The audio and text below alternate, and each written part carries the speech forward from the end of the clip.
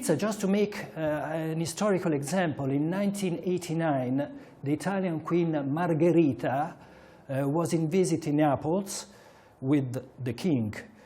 And the poor cook in Napoli didn't know what to do for the queen. So he put together these elements, these very easy elements that the people, the poor people, the normal people used to eat every day. He put them together and he made what is nowadays still known as pizza margherita. Today we are going to prepare together two of the most traditional Italian dishes.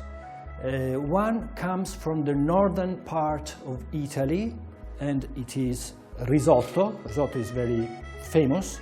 Italy is a big producer of rice.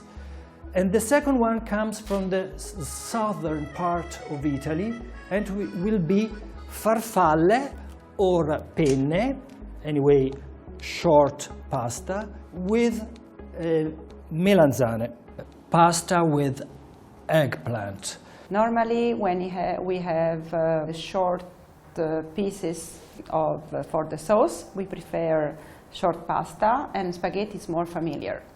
It's more difficult to eat spaghetti in a formal situation. The secret I use to cook pasta is that you have, when you read the instruction on how many minutes the pasta has to be boiled, I share those minutes. I mean, if you say 10 minutes, you take 3 minutes out of those and you count 7 minutes in water and 3 minutes in pan. That means that at the end, the pasta will be cooked in 10 minutes, but the last 3 minutes you use to get more tasty. And it's very important that the pasta is al dente and is not overcooked. It's more tasty, easy to digest. So if you are 3 men, we put a half kilo of pasta. If you are 3 women, we put not more than 200. If the right amount would be 70 grams for each. That is not unhealthy. And we add a little bit of oil. The oil, you add the oil so that the pasta does not stick together during the boiling. And then you turn. You can stir the pasta. Basil is used in Genova to make a pesto. Pesto. Yes. Which is a very famous Italian sauce for trenette or even spaghetti. And pesto means grounded. When you use the tomato sauce, it's very difficult to find tomato sauce that is sweet enough. That's why very often we use the onions with the tomato, because onions content of sugar will be added to the tomatoes, make it sweeter. In the past, when we wanted they wanted to glue 2 pieces of papers, there was no glue, and they used to have to spread some garlic with 2 papers and use like a glue. Slow food is a philosophy. We can say it's a philosophy which started in the late 80s. Slow food means take your time to sit around a table and eat some good Italian food. Slow food protects biodiversity and zero distance products. That means you should eat products which are not transported from very far away. And it helps to mix these products in a very simple and healthy way. The traditional meal, like it was when we grew up as kids, it's a little amount of pasta, a piece of meat with some vegetables and some fruit. This is the basic. And that ice cream, huh? Ice cream, yes, but not every day. But not every day. Another aspect of Italian cuisine is the variety. Variety of ingredients, variety of dishes.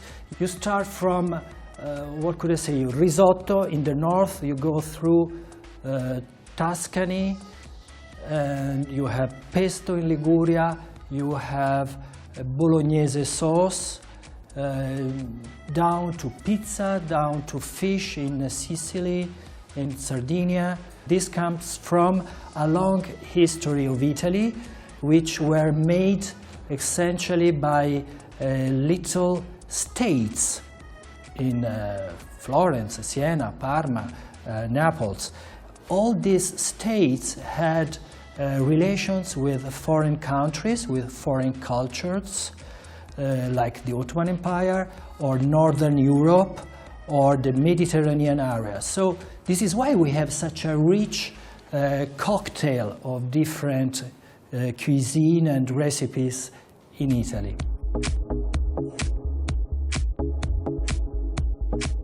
The base of risotto is done with some butter, a little bit of olive oil, in which you will put some onions, grounded onions. Those kind of onions are a tropea. They come from the south. Actually, the right one, the right onions for the rice should be white, so we're gonna cook with the white. Just heat some butter and we put some onion, and when the onion starts to become transparent, we add the dry risotto. We say 2 hands for each person and 1 for the pan. So if we are 2, I'm gonna put 5. 2 for me, 2 for you, and 1 for the pan. And the risotto has to melt with onion for some moment, for a few minutes.